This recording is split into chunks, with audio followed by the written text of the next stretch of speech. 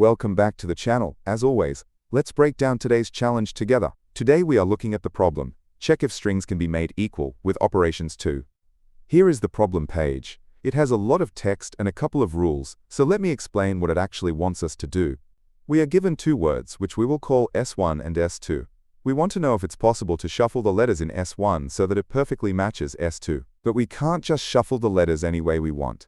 There is a specific rule we have to follow. We are only allowed to swap two characters if the distance between their positions in the word is an even number. For example, if we look at a letter at position 0, we can swap it with a letter at position 2. 2 minus 0 is 2, which is an even distance, so this swap is perfectly legal. However, we cannot swap a letter at position 0 with a letter right next to it at position 1. That distance is 1, which is odd, so it violates the rules. Before we jump into how to solve this, I want to quickly say, if any part of this explanation feels confusing, please drop a comment below and I will respond to help clear it up. We are going to step through the logic using Python first, but don't worry, I will provide the full code for Java, C++, and JavaScript towards the end of the video. The editorial calls this the hash table approach. Let's see how it works conceptually.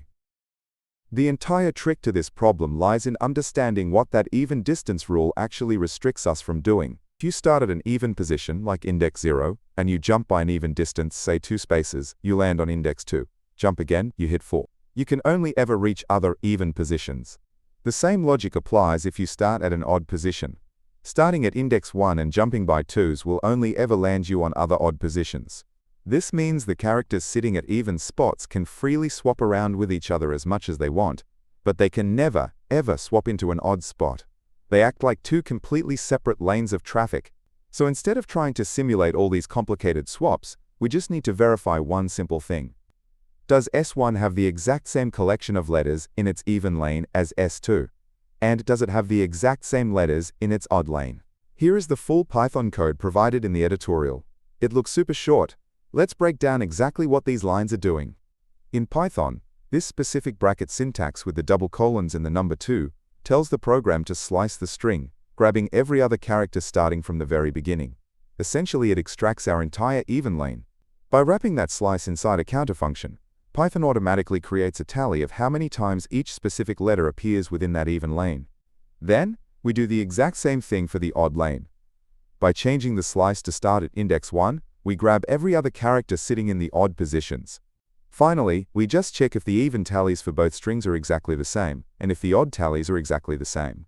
If both lanes match up perfectly, we return true. You might wonder how this handles edge cases, like if the string is incredibly short. The beauty of this logic is that it handles it flawlessly. If a string only has one character, the odd lane is just empty, and it will correctly compare an empty group to another empty group. Looking at the performance, the time complexity is order n, where n is the length of our string. We basically just sweep through the letters to count them up, which is very fast. The space complexity is order k, where k represents the number of unique characters we are tallying. Since we are only dealing with 26 lowercase English letters, this is basically a constant amount of extra memory used. Before we show the other languages, I want to mention that this channel is narrated by AI. I've been testing out this faster, sentence-by-sentence visual format to make the logic easier to digest quickly.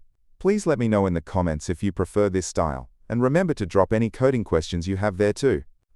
Alright, as promised, let's look at how to implement this in other languages. If you don't want to type these out, you can copy them directly from leetcodeunlocked.com using the link below. Here is the Java version. Since we don't have a built-in counter like Python, we manually loop through the strings and update frequency arrays for the even and odd positions. Next up is C++. This follows the exact same logic. We use a single vector to keep track of both the even lane counts and the odd lane counts by shifting the index.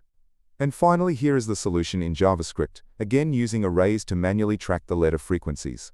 A huge key takeaway from this problem is learning to look out for parity.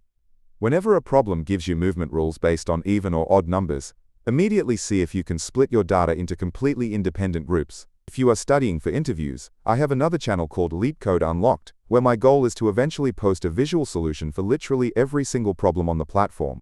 If you want to help support that massive goal, you can donate at buymeaboba.com/leetcodedaily. Please make sure to like and subscribe, and I will catch you in tomorrow's daily breakdown.